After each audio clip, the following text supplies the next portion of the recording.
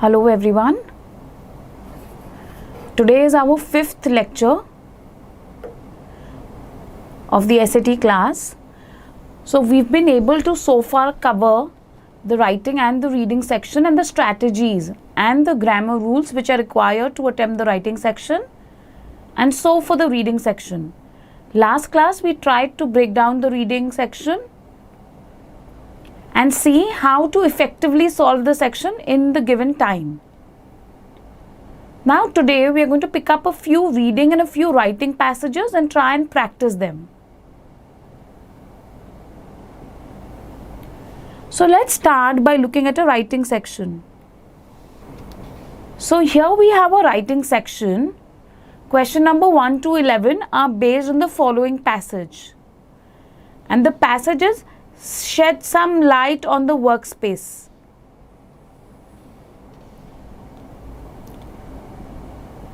So question number 1 says, studies have shown that employees are happier, healthier and more productive when they work in an environment.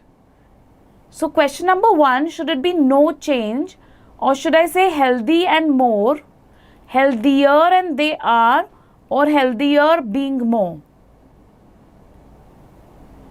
So this is testing me on parallel construction. So because I've said happier, so therefore it should be healthier. So B can get eliminated. So happier, healthier and they are and being.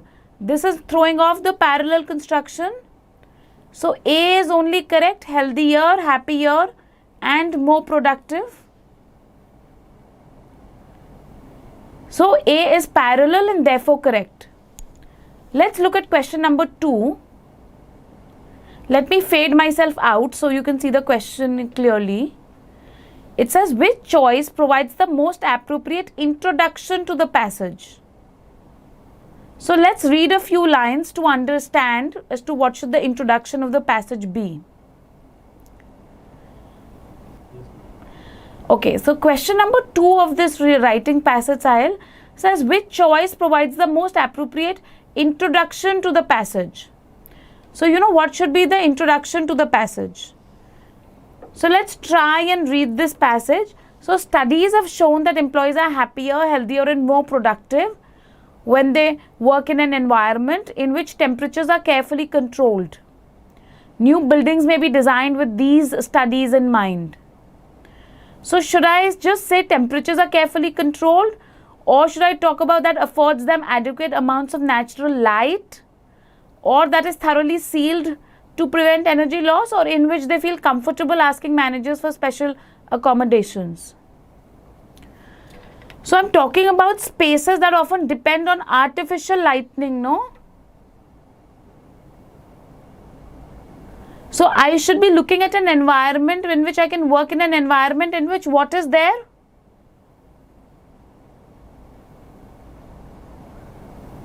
Temperatures are controlled, or there's amount of natural light, or it's sealed, or if I'm comfortable asking managers for special accommodations. I need natural light, no guys, because I have many older buildings which had artificial light. So now what I want is a natural light. Yes? Okay. Question number 4 and 5. Try and attempt question number 4 and 5. These are grammar questions. 3 and 6 we'll do together. So can you see question number 4 is here. So the rhythms which are controlled by the body's biological clock, or body's apostrophe, or body apostrophe s, or body apostrophe s, clocks or clock apostrophe s, which should be the correct answer?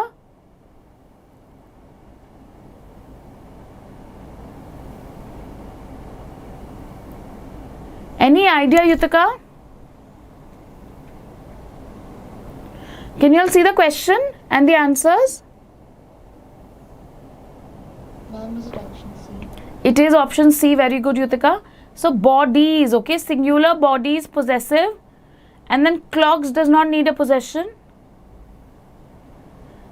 Very good. Okay, try and attempt the fifth one. Should it be is, are, is being, have been?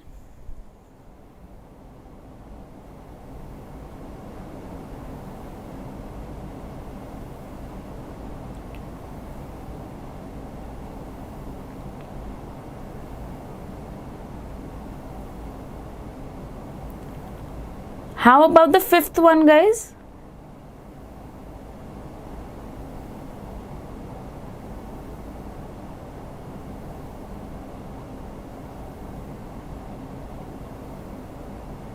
What can you definitely eliminate? I can definitely eliminate is being. That's a very wordy construction. Now, what is costly for employees? The absenteeism. The employee increase can increase employee absenteeism, which in turn. So, is costly, A itself is correct because absenteeism is singular. Yes? Okay. Guys, let's look at question number 3. At this point, the writer is considering adding the following sentences. So, question number 3 is here. So, here he wants to add this sentence. Workers in offices with windows sleep an average of 46 minutes more per night than workers in offices without windows. So, should he add this or should he not add this? Can you try and see? So, I'm saying a study conducted in Chicago showed that inadequate natural light could result in eye strain, headaches and fatigue, and it could interfere with my rhythm. And then he talks about the rhythm, the circadian rhythms. So, should he add this line about sleeping or no?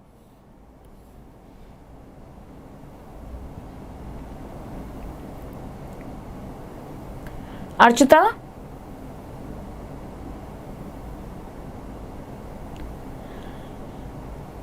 There's no point of adding this sentence, no, because it's got no relationship between the two sentences. I'm talking about the circadian rhythm. So, there's no point of writing this sentence down because it is interrupting the discussion on the circadian rhythm. So, C is my answer. Yes? Very good, Archita. Now, which choice best supports the statement made in the previous sentence?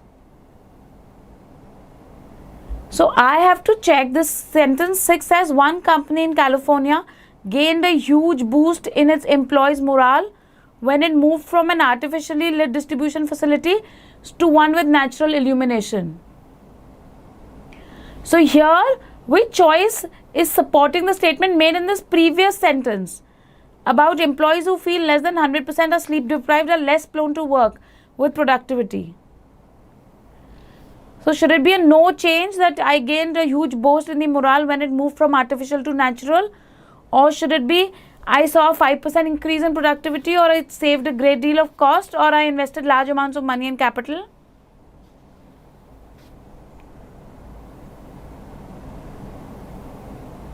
And now is it option A? Okay, no. So, it was between A and B. So, C and D go away, cost and large amount of time and capital.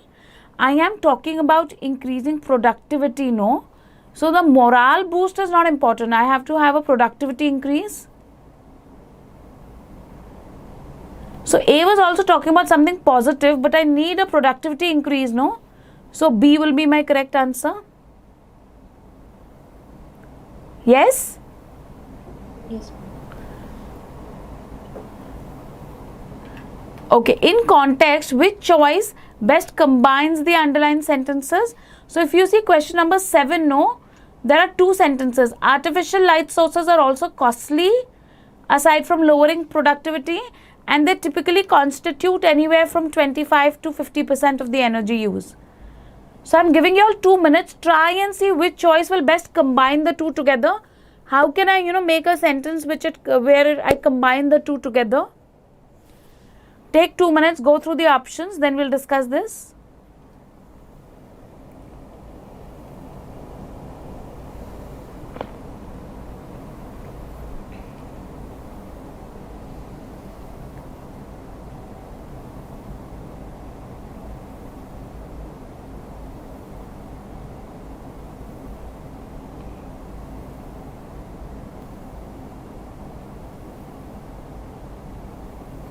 So which is the best combination, guys? Archita thinks it's A.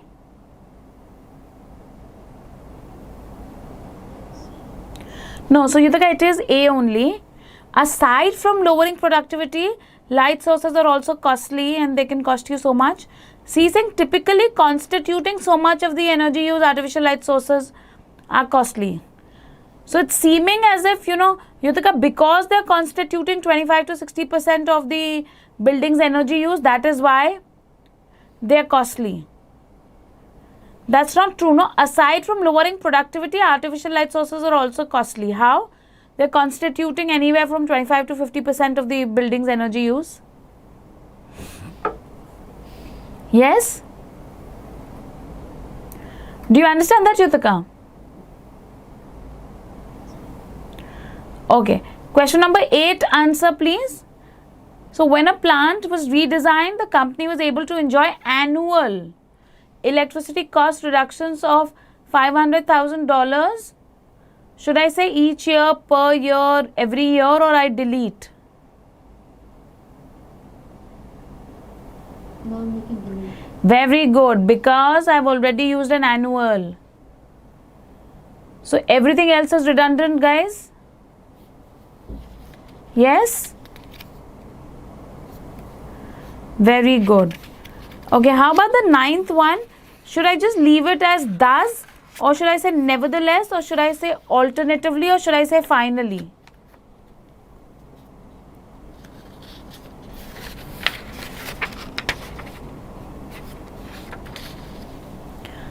So among the possibilities to reconfigure is the installation of the windows to allow the greatest degree of sunlight. Thus businesses can install light tubes, or nevertheless, or alternatively, or finally.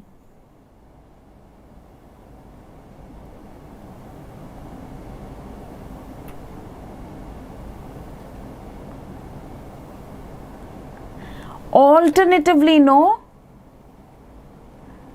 because I'm giving you one more alternative. So you can install full pane windows, or you can also install light tubes. Yes? Okay, so they can install light tubes. These are pipes, or they are pipes. Which are pipes, or those being pipes? The 10th one.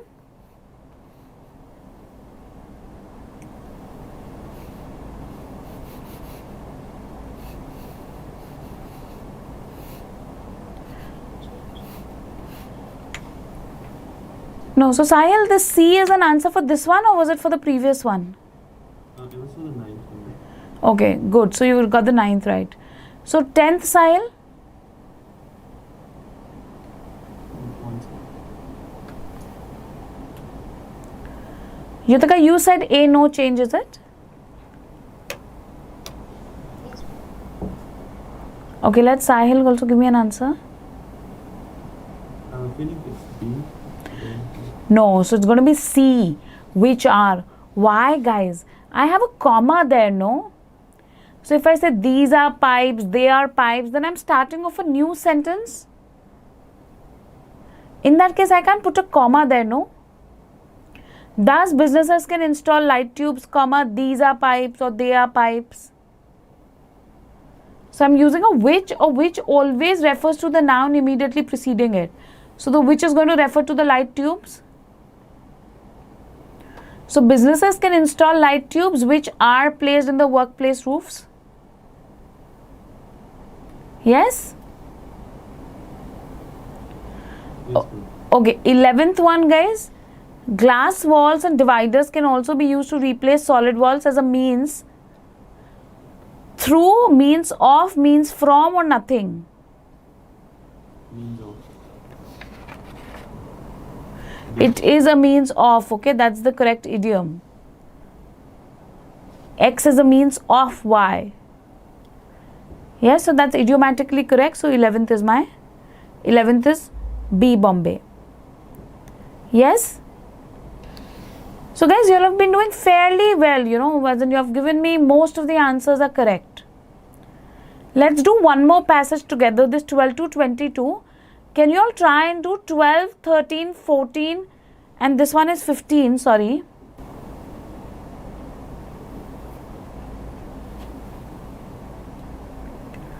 So also do 14, 15 and 16, leave the 13th one.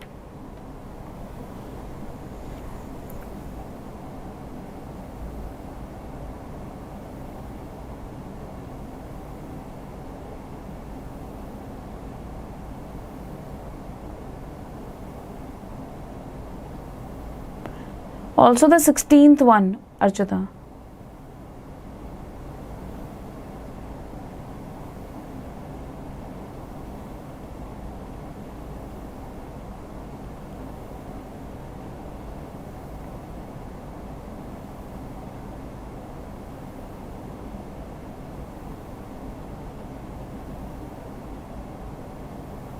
Sahil, 15 and 16 try and attempt.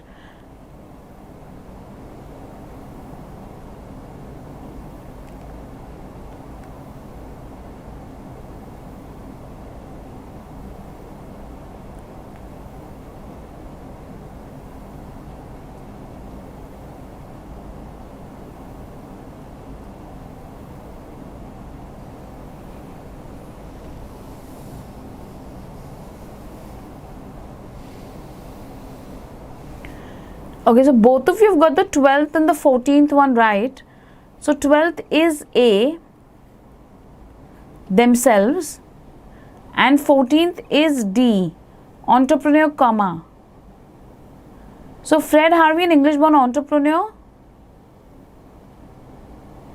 he decided to open his own.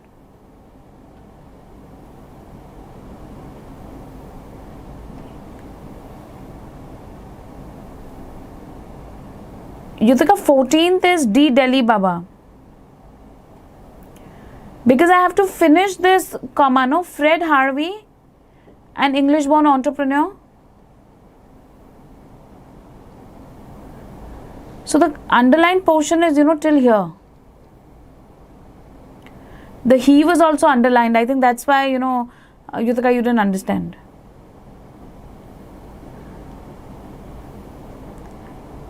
And 15th is B, Bombay, Sahil, not A. So these Harvey houses were unique, no, for their. The H and H of Harvey housing is tucked in. Isn't that name? Yeah, but that should have been Harvey houses H small. You're right. If I use a capital, then it becomes a proper noun.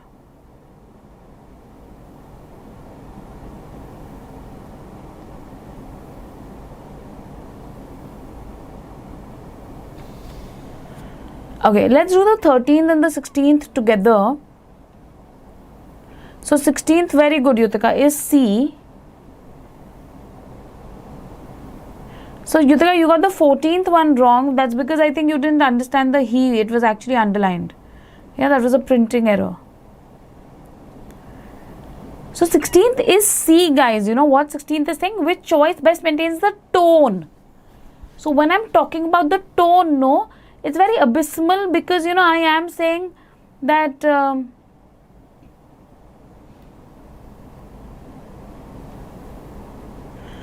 so here I am saying, no, there was terrible quality. So then I am talking about something, which is not good. I want a negative word. And therefore abysmal is like, when you feel like you're at the abysmal of your life, your lowest point, you don't feel happy. Yeah?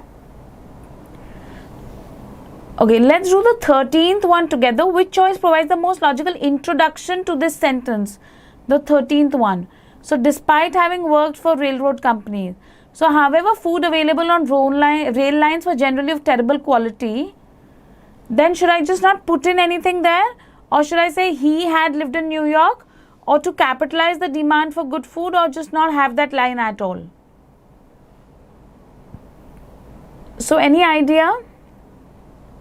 So, food was of terrible quality, based on which I said that, my tone was abysmal here. Now, after that, despite having worked for the companies, Fred Harvey decided to open his own, or he had lived in New York and New Orleans, so or to capitalize on the demand for food, or I should just not have anything there.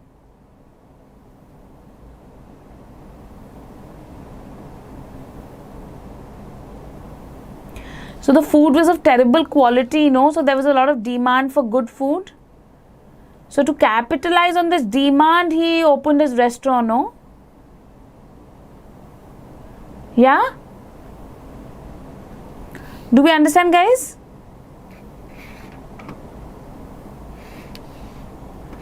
Instead, could we delete that sentence? No, because if you delete it, however, food available was generally of terrible quality.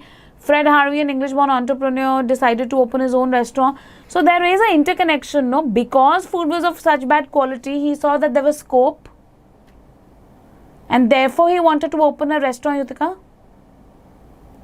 So I suddenly can't have two sentences, one which is contrasting the other. So food was of terrible quality and therefore he decided to open something. Yeah, Baba? Yes, ma'am. Okay. Okay, why don't you all do 21? Then we'll do 20 and 22 together.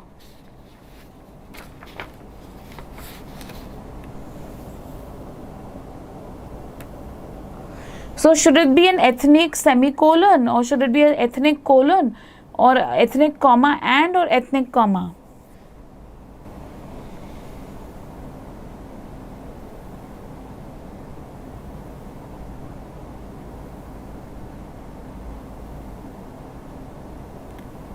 So living independently and demonstrating an intense work ethic, the Harvey girls became known as a transformative force in the American. So ethnic semicolon or ethnic colon or ethnic comma, and if comma, then should I have an and there?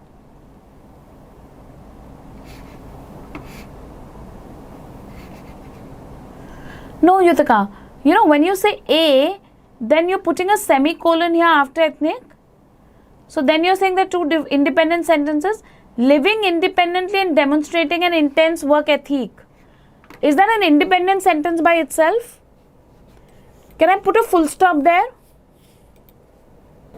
It's possible. No, Baba, Yutika, how can I say living independently and demonstrating a work ethic, full stop? Oh, no. I meant the hobby girls have been known as transferring that could be that. Yeah, but when there's a semicolon, both these sentences should be independent. So, Yutika, No, but doesn't semicolon mean that you're giving additional info? no. Semicolon means that there are two independent sentences here. Okay, when I put a colon, then I'm expanding. So I could be giving extra information. But in case of a colon also, this sentence has to be independent. Okay, this sentence need not be independent, if there are a list of things or something. But in case of a semicolon, both the sides of the sentence have to be independent. And they're not independent here, so a semicolon will go away. So it should be a comma. Yes, D. Archita, you're right, okay, so it is D. Yes? Yeah, Yutika? Yes, ma'am. Okay, now let's try and do the 20th one. Which choice most logically follows the previous sentence? So I have, for as long as Harvey houses served rail travelers through the mid-century, working there was a steady and lucrative position for women. And what I have in the previous sentences is, in return for the workers, the position paid quite well for the time. So many dollars a month plus trips, meals, rooms and board, laundry service and travel expenses. So between these two sentences, what should I have?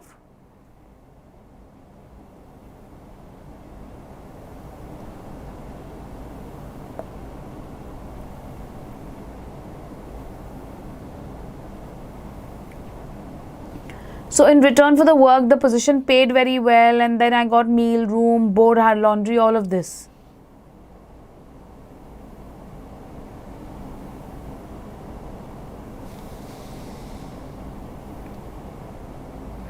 So then these benefits enabled the Harvey girls, no, to save money and build new and exciting lives for themselves in the so-called Wild West. So there were so many perks that I didn't have to spend a lot of money, no. So because I didn't have to spend a lot of money, I could use it for other things. Because you are telling me, no, that they became the transformative force in the American West and all. So they could build a very exciting life for themselves in the West. Yes? Is that clear, or you all want me to explain that?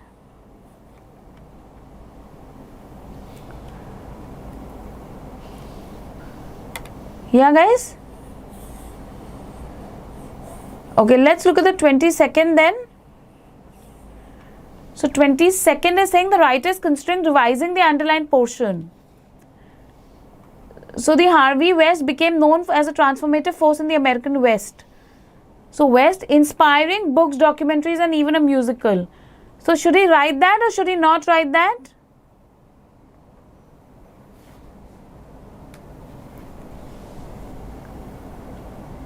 Archana, should I keep that or should I make that sentence or not?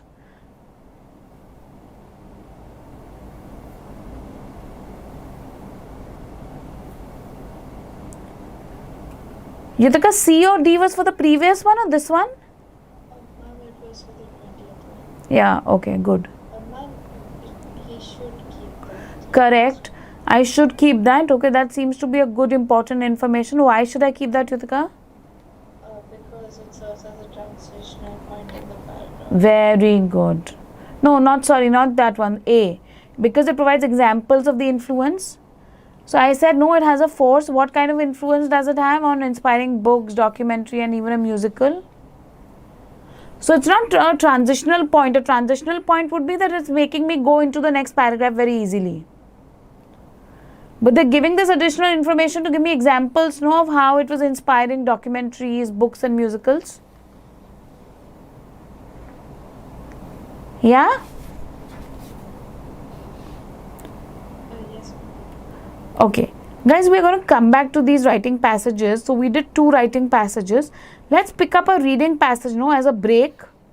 And then we'll come back to the writing passage. Yeah, is that okay? Yes, ma'am.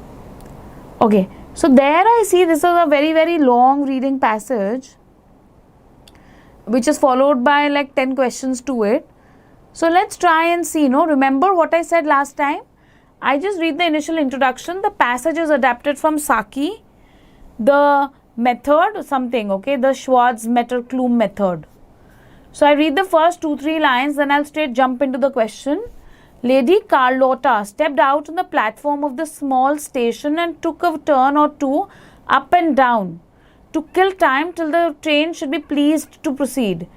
Then in the roadway beyond, she saw a horse struggling with more than ample load and a carter of a sort that seems to bear a sullen hatred against the animal. So maybe, you know, she just got down from a train and she's seeing that these animals are pulling these, you know, carts and everything. Okay, that's what has been discussed so far. So let's go to the questions. Which choice best summarizes the passage? I don't know yet.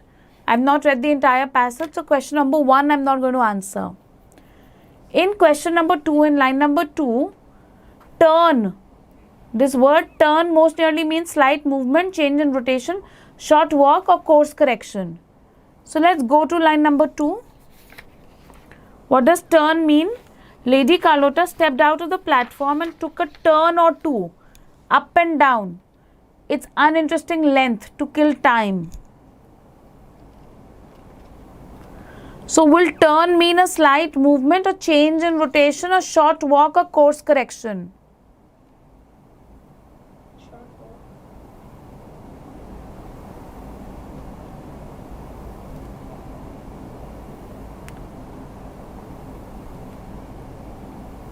So it is a change in rotation. Sorry.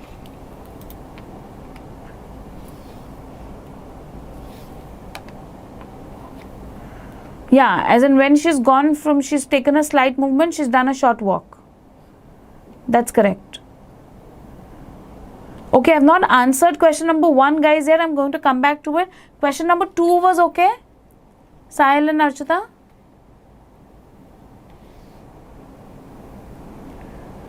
Okay, the passage most clearly implies that other people regard Lady Carlotta as outspoken, tactful, ambitious or unfriendly. And which choice is providing the best example for this, guys? So is it line number 10 to 14, 22 to 23, 23 to 26 or 30 to 32? Which is telling me that she's outspoken, tactful, ambitious or unfriendly. So let's read line number 10 to 14.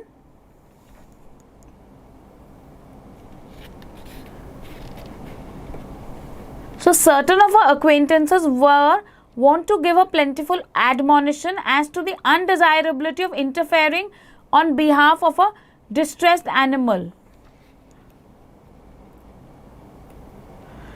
So 10 to 14 was certain till business. So I think certain of her acquaintances want to give her plentiful admonition as to the undesirability of interfering on behalf of the animal. Such interference being none of her business. So she's being very clear and outspoken, no? That this is none of your business, so please don't poke your nose here. Like her, we do know that her acquaintances would often admonish. Admonish is to scold or criticize. For meddling or for, being so outspoken. So therefore, it should be A and A. But guys, we shouldn't straight just read 10 to 14 and answer. No, we should read 22 to 23, 23 to 26 and 30 to 32. So let's read 22 to 23.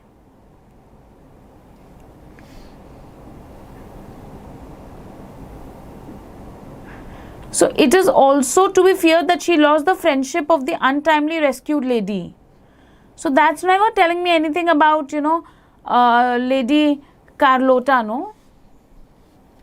Even 23 to 26 says, on this occasion, she merely lost the train which gave way to the first sign of impatience it had shown throughout the journey and steamed off without her. So it's just telling me that she was impatient, but it's not implying that other people regarded her as someone who was impatient. So other people think that she's outspoken, and I get that from those line numbers 10 to 14, which says that such interfering being none of her business. So people are saying, no, that you don't have to kind of interfere with me. Yes?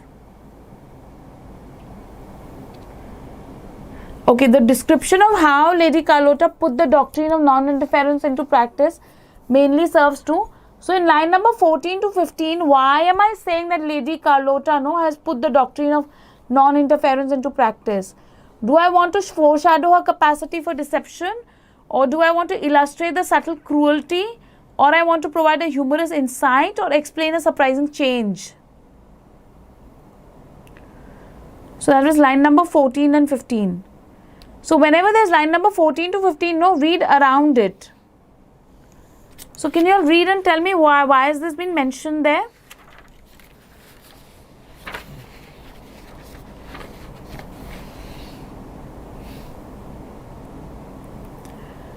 Question is saying that, she put the doctrine of non-interference. Why is it being described? What is it doing? What is it serving?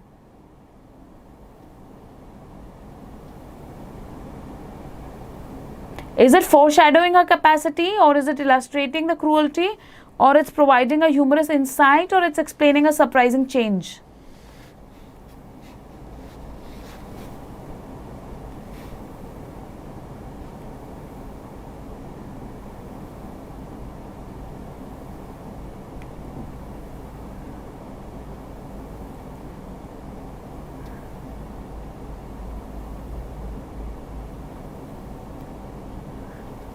So why I am talking about this line is because this put the doctrine of non-interference into practice is showing me her humor.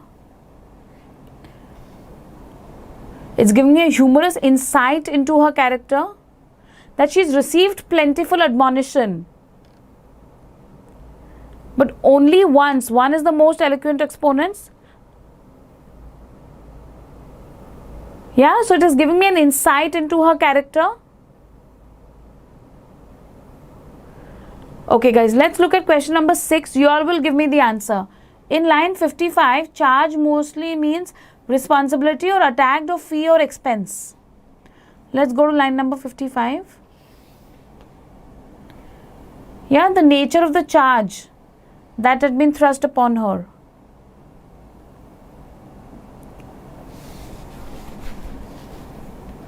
So what has been thrust upon her?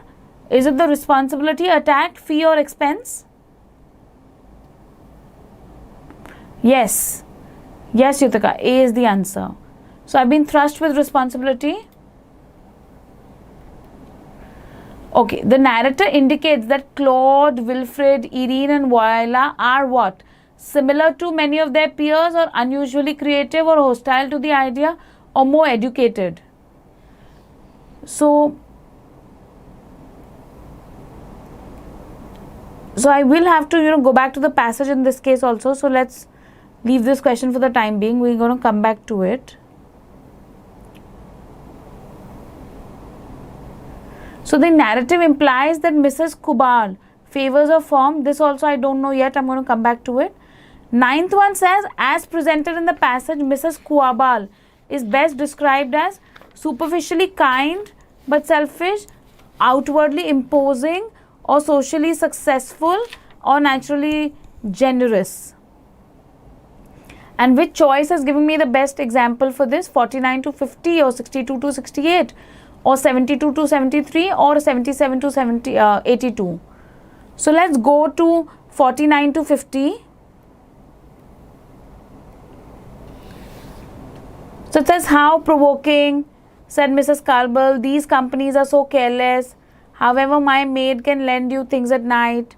So that's not telling me anything about Miss Kuabal, no? So the correct answer should be B, outwardly imposing but easily defined. And where do I get that? Let me read that for you, 77 to 82. So Mrs. Carball was knocked off her perch. She was one of those imperfectly self-assured individuals who are magnificent and autocratic as long as they are not seriously opposed. So, she's the kind of woman whom if you don't oppose, no, then she'll keep doing whatever she is doing, okay? She will never stop doing what she's doing. So, she was imposing, but she could be easily defied, meaning you could easily disrespect her. She was trying to impose herself, but you could disrespect her. Yeah. So in line number 77 to 88, 82, I'm trying to say that, she's very, very imposing. She's very dominating. But she was one of those imperfectly self-centered, self-assured individuals who can be opposed. No, they are just like that till they're seriously opposed. Yes, guys? So when she is opposed, no, she will kind of like, you can defy her. Okay, so we left with two answers here. We haven't attempted question number 7 and we haven't attempted question number 1 of this passage. So let's first do question number 7. The narrator indicates that Claude, Wilfred, Irene and Viola are similar, creative, hostile or more educated.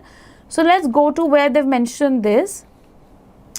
In line number 53, during this drive, the mansion was impressively introduced to the nature and she learned that Claude and Wilfred were delicate, sensitive young people and that Irene had that artistic temperament highly developed and that Viola was something or other else of a mold equally commonplace among children of that class or type, meaning you could like kind of, really tame her or train her. So why is he talking about all these? To tell you that they're very similar to one another, or they're creative, or they're hostile, or they're more educated than the others. B, Yutika, creative and intelligent, no.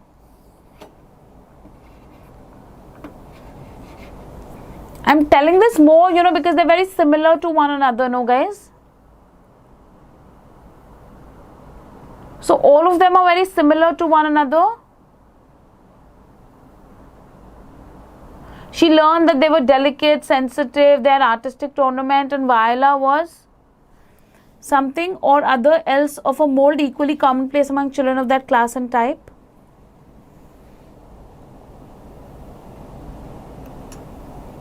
Yeah? I have not spoken about creativity or intelligence anywhere, which is common to all three. Okay, question number 1. Which choice best summarizes the passage? So, a woman weighs the positive and negative aspects of a job, or a woman does not correct a stranger, or a woman impersonates someone else, or a woman takes an immediate dislike. Yes, guys?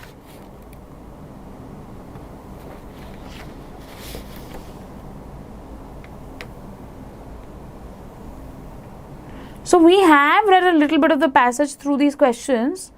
So lady, she stepped out of the platform to kill time. She promptly betook her to the roadway. Then, on the other side of the fence had proceeded. It is to be feared that she lost the friendship of the lady.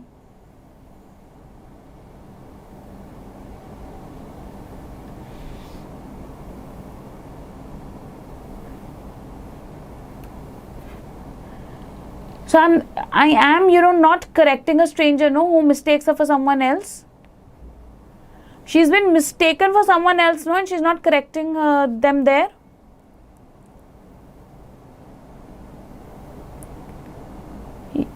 Okay, Sahil, good. So therefore it is B.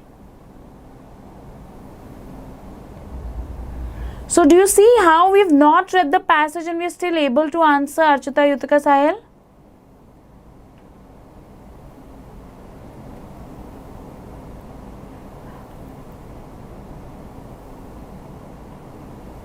Okay, let's do one more passage, guys. Should we do one more reading or one more writing? Which one do you want to do?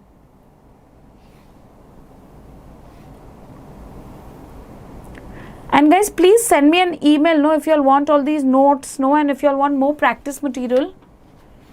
Please send me an email. All of you have my email ID, right?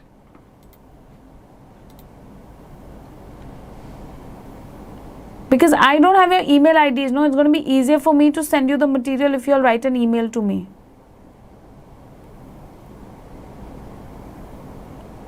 Okay, let's try and do this passage 3, no?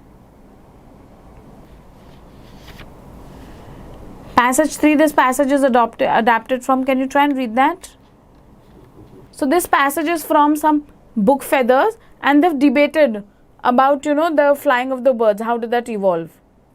There is one ground up theory which assumes something. There is a tree down theory which assumes something. So I just start reading the first 2-3 lines, then I'll straight go to the questions. So at field sites around the world, Ken Dial saw a pattern in how young pheasants, quail, and all of that, they jump up like popcorn, etc. Something. So I don't read all that. So I understand that this is going to be about the birds and their evolution. Which choice best reflects the overall sequence? I don't know. So 21, I'm not going to attempt now. 22, as used in line number 7, challenge most nearly means. Guys, what y'all can do is, if this is difficult, maybe y'all can just take a picture of the screen or a screenshot. So when I go to the question, no, I don't have to keep coming back here to this page. So just take a picture of this, no? Then let's try and do the 7th one, as in that line number 7 challenged.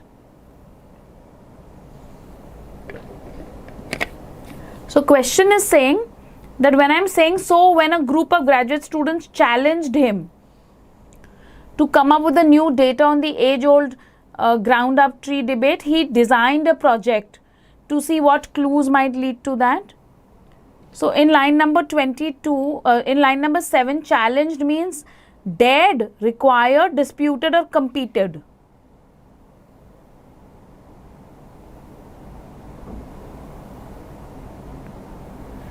So did I dare him, did I require him, did I dispute with him, or did I compete with him?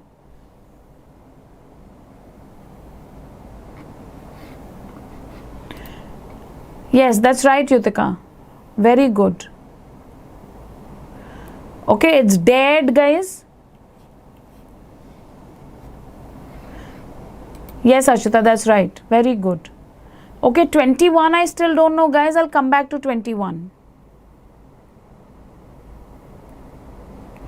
23, which statement best captures Kendall's central assumption in setting up his research, the acquisition, the tendency, young birds, and which choice provides the best evidence? So, guys, do me a favor, no? I want you all to take a picture of this, a screenshot of this page and this next page also. So that when I show the questions, no, you all have that passage in front of you. Can you do that? Just take a picture of this and the next page, then I'm going to wait for you all to try and answer that question.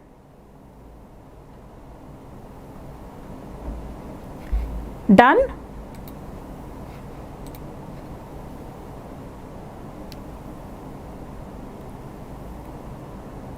So I want you all to take a picture of this page and this page. Okay, Yutika is done.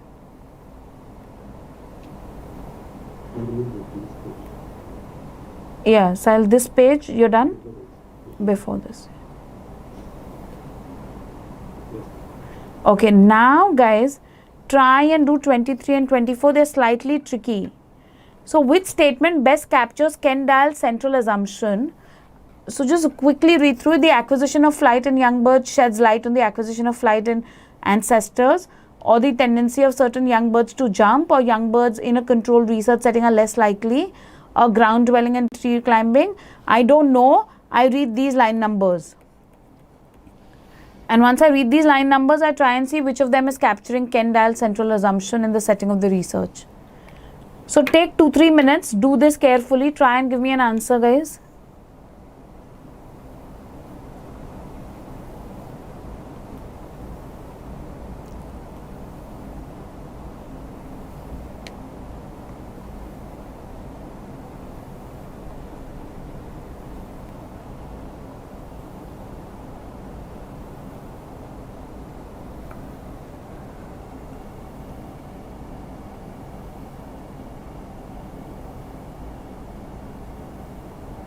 Archita, are you giving an answer to question number 23?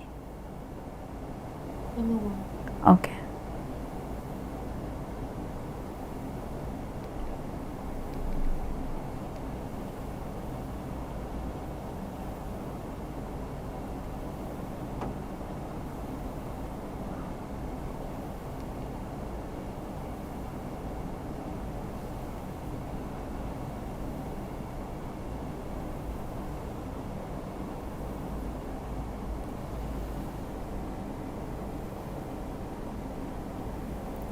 No, Yutika, that's not right.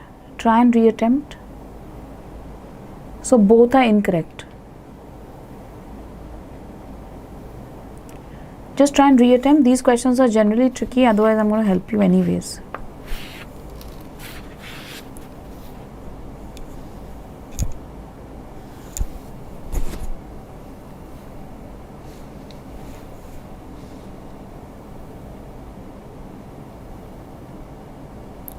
Central assumption.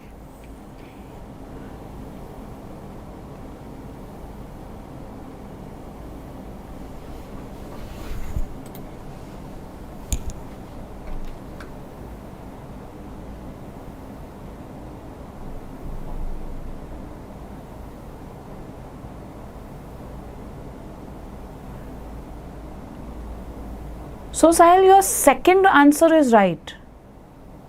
So if the second is right, correct the first one.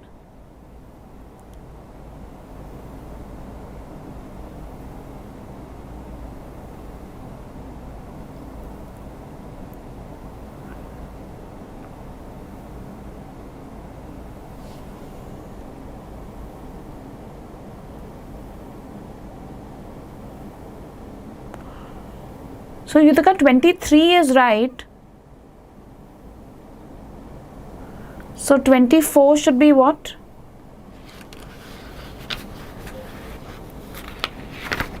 Okay, let's do this together, guys. So which statement best captures the central assumption let's go back to the passage. You all have the passage in front of you.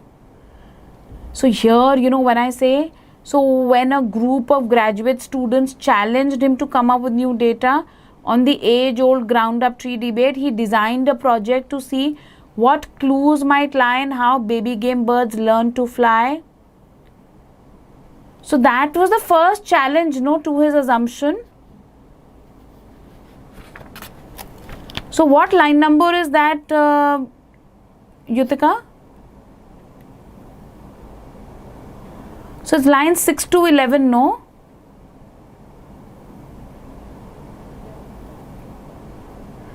So, and 23 will be A.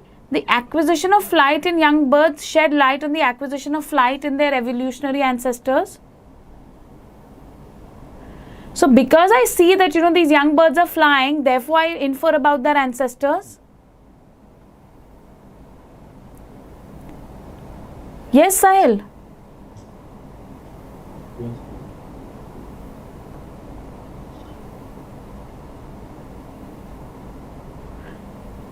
Yes? You think saying talking about the ancestors in the sixth one of the Sorry, I couldn't hear you, Sahil. What did you say? You know, the 6 to 11, it doesn't talk about ancestors, so I don't think that would be the Okay, no. So at field sites around this, Kendall saw a pattern. They jumped up like a popcorn or whatever. So when a group challenged him to come up with new data on the age-old debate, he designed a project to see what clues might lie in how baby game birds learned to fly. So there has been a debate for a very, very long time, no?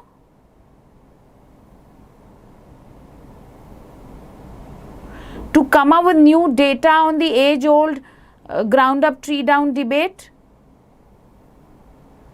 So what was the ground up tree down debate? That they were tree climbers and they leapt and glided among branches. So as in that's what the ancestors were, no?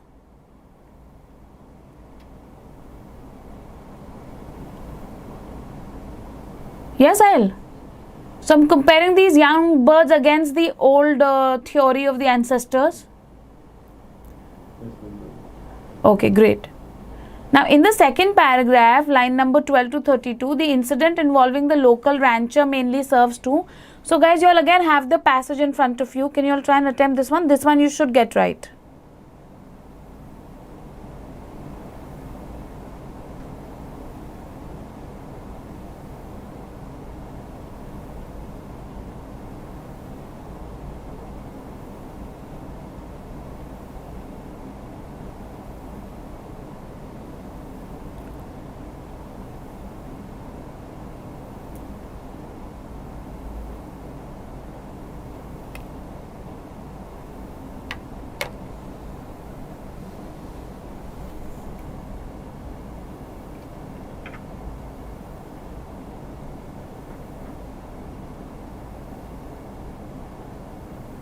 So read line number 12 to 32 very quickly.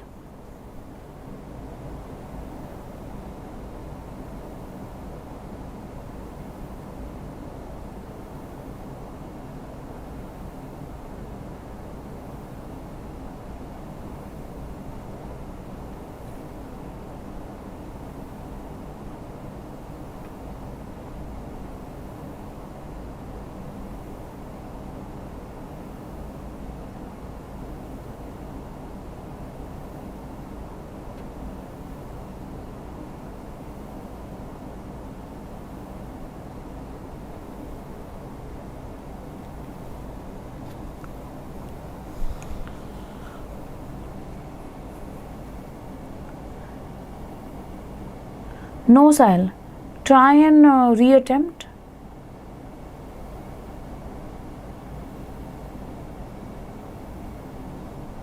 There was this incident which happened with a local rancher. So what is the purpose of that incident? Yes, Yutika.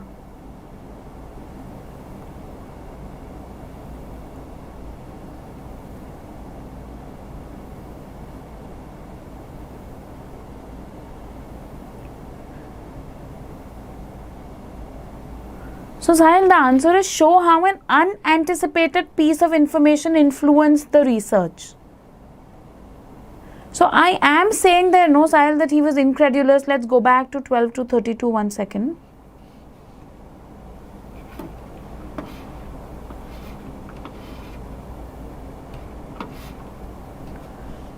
Give me a second.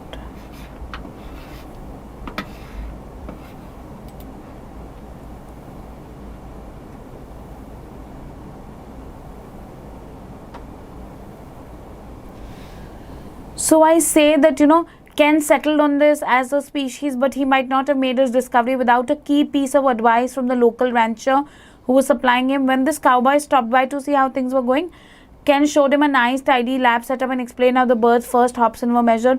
The rancher was incredulous. He took one look and said in pretty cool, colorful language, "What are those birds doing on the ground? They hate to be on the ground. Give them something to climb on."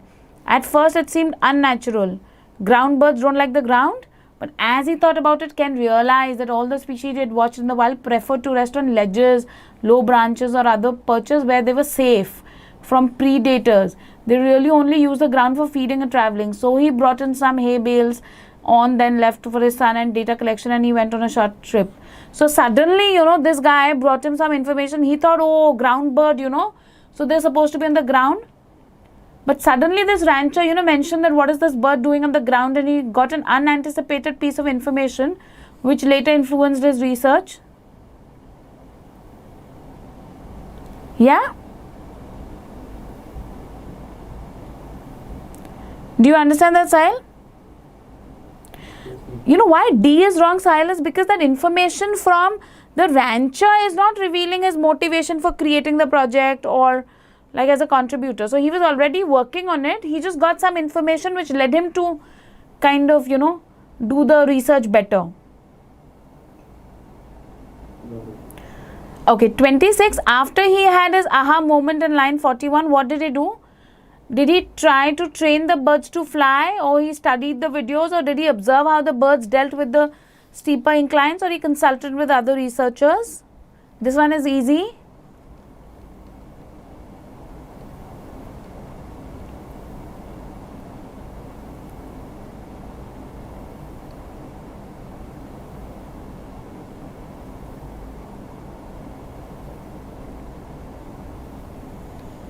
What did he do, guys?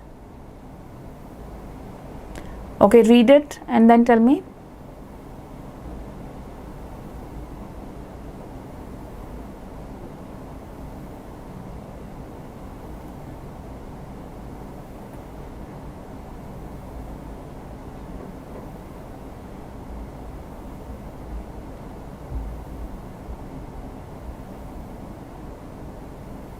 Yutika?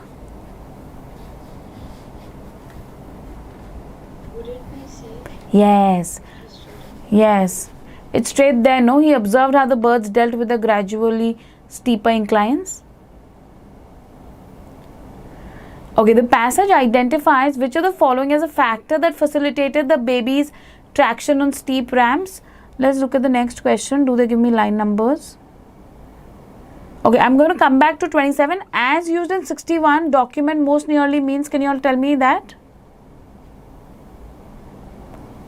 Is it portray, record, publish or process?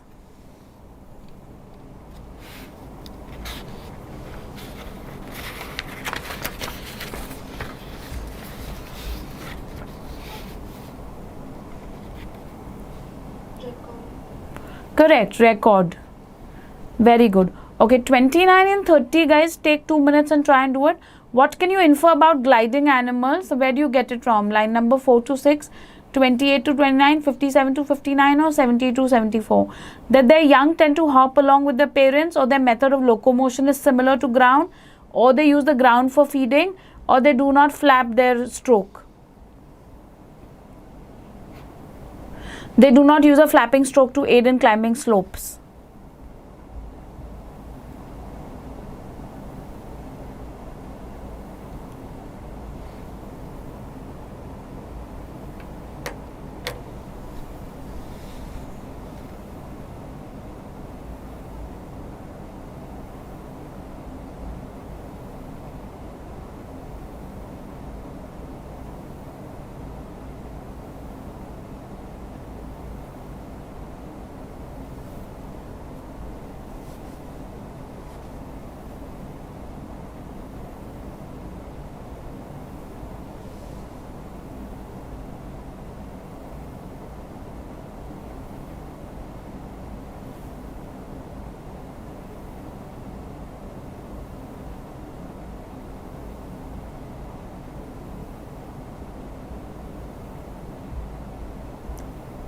So where am I getting the information about gliding animals?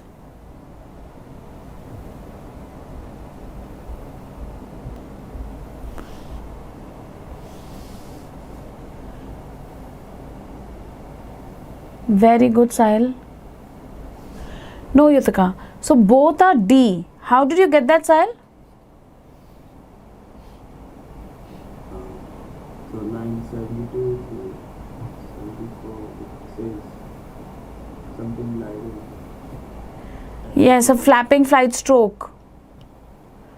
They talk about that. The gliding animals do not use a flapping flight stroke. Or the wing assisted inclined running, the WAIR. What if in one question we find that there can be two possible answers? How do we eliminate So you took a fine tuning, okay, because there can never be two right answers. Yes. Okay, sometimes when writing, no, you can still have two right answers and you have to choose a better one. But on the reading, no, if you're thinking that there are two right answers, then we've picked up something wrong. So you go back to that area of the passage and reread. So like for this one, Yutika, Even I thought of the D answer, but because C1 was mentioned earlier also, so I wasn't sure. yeah, that they use the ground for feeding more often than for perching, that one. But that's not about the gliding animals' offsprings, no? It's not about them, it's not their locomotion or their feeding habit, no?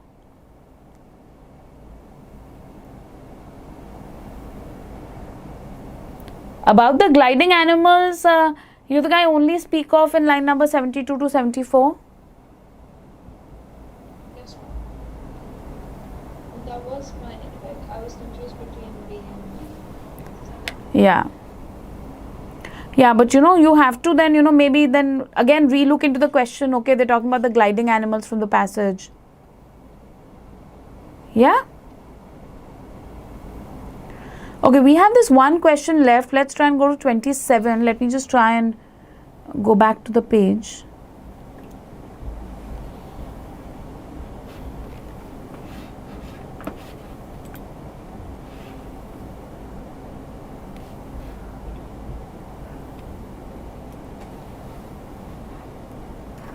Yeah, 27 says the passage identifies which of the following is a factor that facilitated the baby chakra's traction on steep ramps. So can you go back? It's somewhere around line number 49 to 53. Can you read those line numbers and tell me what are they talking about the baby's traction on steep ramps? That what is facilitating this baby's traction on the steep ramp? Is it the speed? Is it the position of the wings? Is it the alternation of the wings, or is it the hopping motion?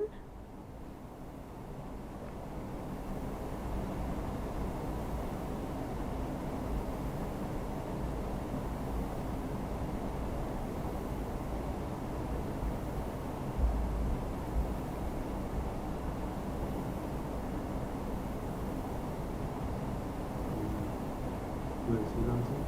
Yes, Sahil, please. Is it C? No, it is B, the position of their flapping wings. Let's read those line numbers. They began to flap and aimed their flapping down and backward using the force.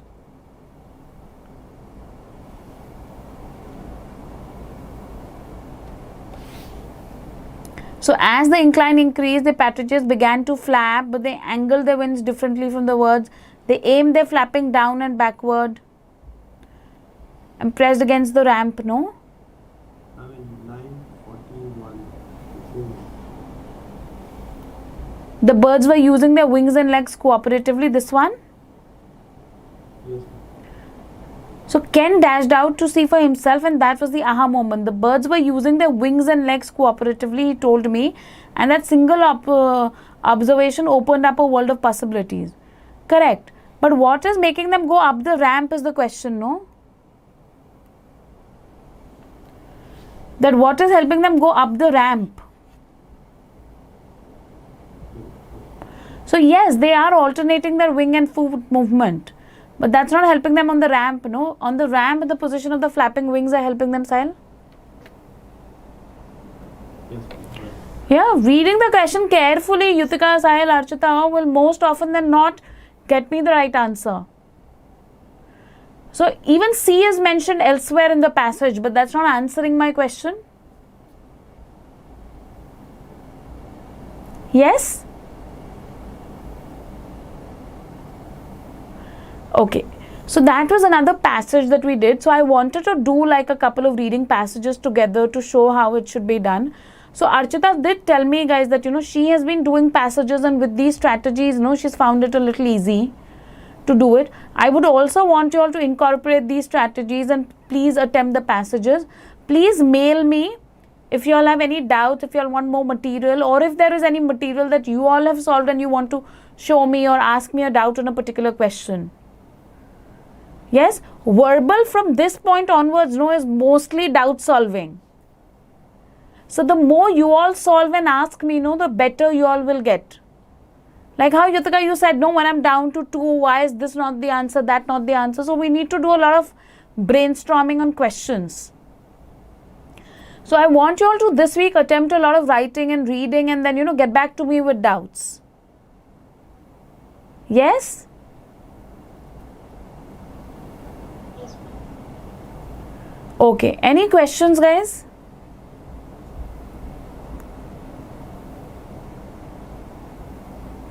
Okay, awesome. So let's meet next Thursday. Let's continue with more practice on Thursday. Let's take up your doubts on Thursday. And next Thursday, I'm going to discuss, if you all are doing the essay, then maybe the week after we could discuss the essay also. Yes? Okay, guys, have a good day. Happy studying. Bye.